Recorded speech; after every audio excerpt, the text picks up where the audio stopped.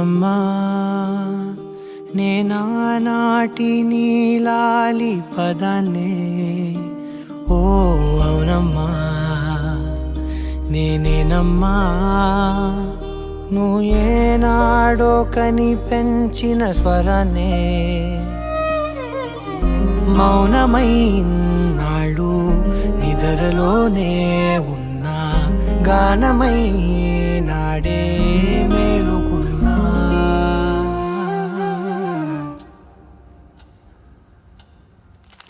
నీ పాదాలకు మూవల్ల